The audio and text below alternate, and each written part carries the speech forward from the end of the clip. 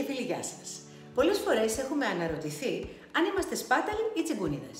Πού ακριβώς βρίσκεται αυτό το όριο και αν ο τρόπος που διαχειριζόμαστε τα χρήματά μας, ακόμη και αν είναι αρκετά μικρά ως εισοδήματα, θα μπορούσε ίσως να μας οδηγήσει στον πλουτισμό. Δεν σας κρύβω πως αυτό είναι ένα ερώτημα που έκανα κι εγώ συχνά στον εαυτό μου πριν από κάποια χρόνια. Με τη βοήθεια όμως της παρατήρησης, της έρευνας και της εφαρμογής, νομίζω πως κατέληξα σε έναν προσωπικό κώδικα διαχείρισης χρημάτων με αρκετή επιτυχία, θα έλεγα. Μείνετε μαζί μου μέχρι το τέλος, γιατί σε αυτό το βίντεο θα εξετάσουμε τις συμβουλές και τις απόψεις ενός δισεκατομμυριούχου Αμερικανού που η εμπειρία της ζωής του μετράει 93 χρόνια πάνω στον πλανήτη. Δεν είναι άλλος από τον Warren Buffett.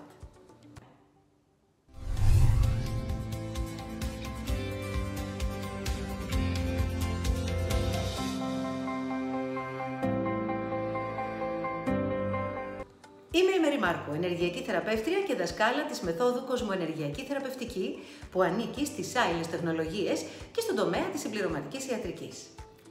Ο Warren Buffett δεν γεννήθηκε πλούσιος, όμως κατάφερε να γίνει μέσα από σκληρή δουλειά, δίχως να χάνει ποτέ το στόχο του και μετετράπει σε έναν από τους πιο ισχυρούς ανθρώπους στη γη. Έγινε πολυεκατομμυριούχος στον τομέα των επενδύσεων, που καταφέρνει με μία δήλωσή του να αλλάξει πλήρως το τοπίο των αγορών. Η παροιμία λέει, αν έχεις τύχη διάβαινε και ριζικό περπάτα. Δεν είναι όμως αρκετό. Χρειάζεται να έχεις μέσα σου από νωρίς την εμφανή σου κλίση.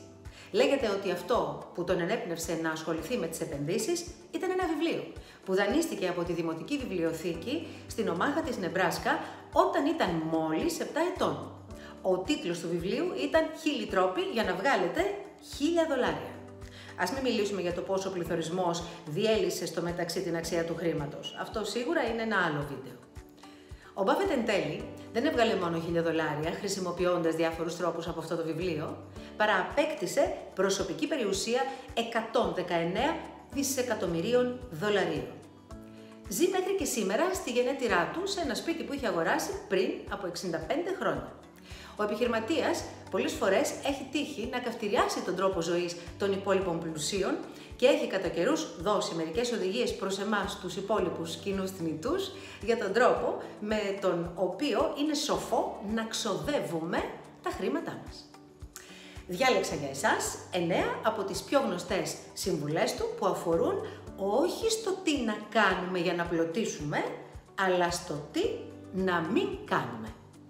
Ξέρετε, πολλές φορές όταν αποφεύγεις στεναρά να κάνεις κάποια πράγματα, κάποιες συνήθειες δηλαδή, δείχνεις στο σύμπαν πόσο αποφασισμένος είσαι σε σχέση με κάποια κατάσταση και έτσι και εκείνο αναγκάζεται να κάνει κάτι πάρα πολύ απλό. Να σε υποστηρίξει. Πάμε να δούμε αμέσως τώρα ποιες είναι αυτές οι συμβουλές.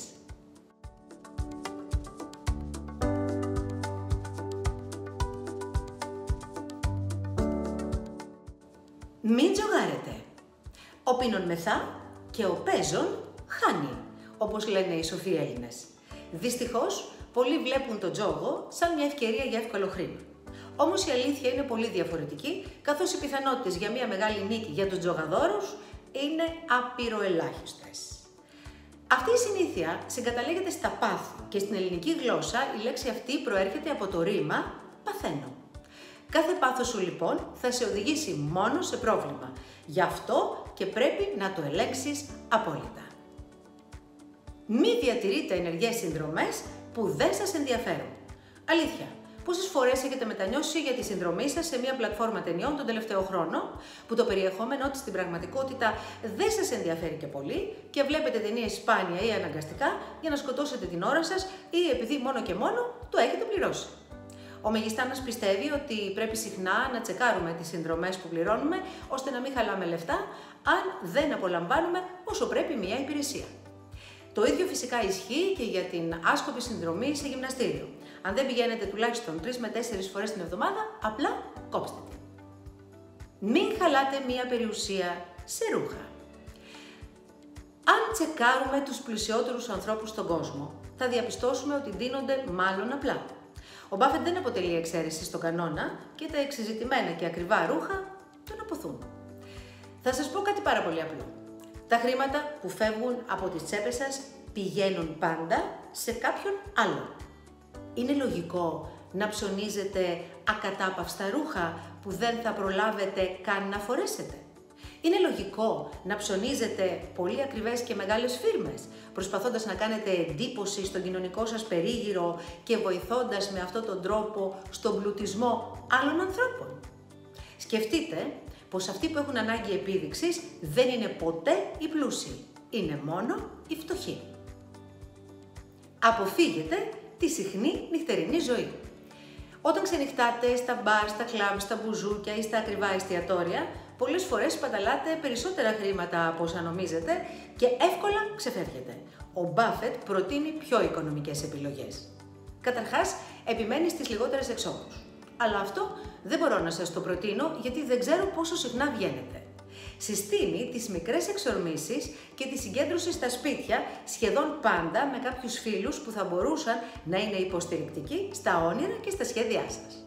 Όπως βλέπετε, δεν τσιγκουνεύετε την ψυχαγωγία ή την ξεκούραση, απλά την προτείνει μέσα από έναν άλλο πιο επικοδομητικό τρόπο. Μην πληρώνετε με πιστωτικές κάρτες. Παρά την ευκολία στη χρήση και την άμεση συνδιαλλαγή με τις τράπεζες, ο Μπάφετ θεωρεί ότι είναι σημαντικό να αποφεύγονται οι συναλλαγές με πιστωτικές κάρτες και είναι προτιμότερο να χρησιμοποιούμε μετρητά ή τέλος πάντων το ποσό που βρίσκεται μέσα στον καταθετικό μας λογαριασμό. Νομίζω πως όλοι αντιλαμβάνεστε ποιος είναι ο λόγος. Όταν χρησιμοποιείς την πιστωτική σου κάρτα, στην ουσία δανείζεσαι ένα ποσό το οποίο δεν έχεις τη συγκεκριμένη στιγμή. Αν αυτό το ποσό δεν μπορέσεις να το επιστρέψεις εγκαίρως, θα φορτωθείς με τόκους. Πριν αγοράσεις λοιπόν κάτι με την πιστωτική σου κάρτα, σιγουρέψου ότι θα μπορέσεις ταχύτατα να επιστρέψεις αυτό το ποσό.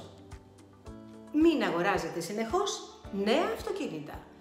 Όπως και τα κινητά, έτσι και τα αυτοκίνητα χάνουν πολύ εύκολα την αξία τους εξαιτίας των μοντέλων που δεν σταματούν να παράγονται. Ασφαλώς οι αυτοκινητοβιομηχανίες συστήνουν σε μία πενταετία να πουλήσετε το αυτοκίνητό σας και να πάρετε ένα καινούριο για να μην χάσει μεγάλο μέρος της αξίας του. Επιτρέψτε μου να σας πω ότι αυτό είναι μέρος του marketing που βολεύει στις πωλήσεις των αυτοκινήτων. Εάν μπορείτε, αγοράστε ένα αξιόλογο αυτοκίνητο και στη συνέχεια κρατήστε το για όσο πιο πολλά χρόνια κυκλοφορεί δίχως να σας βγάζει ουσιαστικές φθορές. Κάντε ό,τι ακριβώς θα έκανε και μια ποδοσφαιρική ομάδα που αγοράζει ένα καλό παίχτη και στη συνέχεια τον κρατά όσο πιο πολλά χρόνια μπορεί για να βγάλει τα λεφτά του. Σταματήστε τη συνεχόμενη αγορά gadget. Αν ο ηλεκτρονικός κόσμος δεν είναι μέρος της εργασίας σας, δεν χρειάζεται να κυκλοφορείτε με τα τελευταία μοντέλα των συσκευών. Θεωρεί ότι αυτή η κατάσταση του κυνηγιού της τεχνολογίας στην πραγματικότητα είναι μια αχρίαστη πολυτέλεια. Επίσης, επισημαίνει πως όσο λιγότερο χρόνο περνάς με τις ηλεκτρονικές σου συσκευές, τόσο περισσότερος χρόνος σου απομένει για να σχεδιάσεις τη ζωή σου και τα οικονομικά σου. Προσοχή στις υπερβολικές αγορές καλλιτικής περιποίησης. Σαν ένας σύγχρονος Scrooge, ο Buffett δεν θα μπορούσε να μην είναι πολέμιος της υπέρμετρης χρησιμοποίησης καλλιτικών. Αλλά εδώ που τα λέμε, ας είμαστε ειλικρινείς. Πόσα μισοτελειωμένα σαμπουάνι κρέμες βρίσκονται στο μπάνιο σας? Αν νομίζετε ότι είναι μικρό το ποσό που έχετε ξοδέψει για όλα αυτά, κάνετε λάθος. Σταματήστε να καπνίζετε. Όπως θα έχετε αντιληφθεί, το τσιγάρο, πέρα από μια επιβλαβής για την υγεία συνήθεια, είναι και ένα σημαντικό έξοδο για την καθημερινότητα. Όποιοι το κόβουν έχουν δει άμεσα αποτελέσματα στην τσέπη τους. Προσωπικά, πριν από αρκετά χρόνια, κάπνιζα πάρα πολύ. Όταν αποφάσισα να το κόψω, είπα στον εαυτό μου ότι θα βάζω σε ένα κουμπαρά καθημερινά τα χρήματα που ξόδευα για τα τσιγάρα μου. Ξέρετε τελικώς τι πλήρωσα με αυτά τα χρήματα? Το πρώτο μου website. Δηλαδή, με άλλα λόγια, έκανα την πρώτη επαγγελματική εμφάνιση της δουλειάς μου ως θεραπεύτρια και tutor στο ίντερνετ και από εκεί ξεκίνησε για μένα η πορεία μου.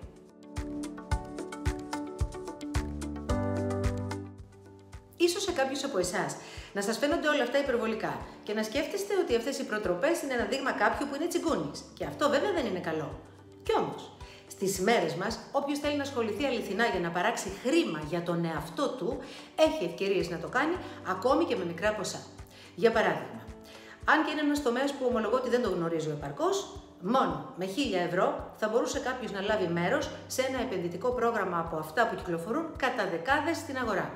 Να κάνει την ερευνά του, να κάνει πρώτα την άσκηση με ένα μικρό ποσό και στη συνέχεια να επενδύσει. Πώς θα εξοικονομήσει όμως εκείνα τα πρώτα του 1.000 ευρώ όταν το εισόδημά του είναι μικρό? Απλούστατα, κάνοντας μια λελογισμένη διαχείριση των υπαρχόντων εισοδημάτων του. Δεν ξέρω αν θα μπορέσει να γίνει δισεκατομμυρίουχος και δεν ξέρω κιόλας αν υπάρχει και κάποιο νόημα να γίνουμε όλοι μας δισεκατομμυριούχοι. Αυτό όμως που σίγουρα γνωρίζω είναι ότι θα φέρει τον εαυτό του σε μια πολύ καλύτερη θέση από αυτή που είχε πιο πριν.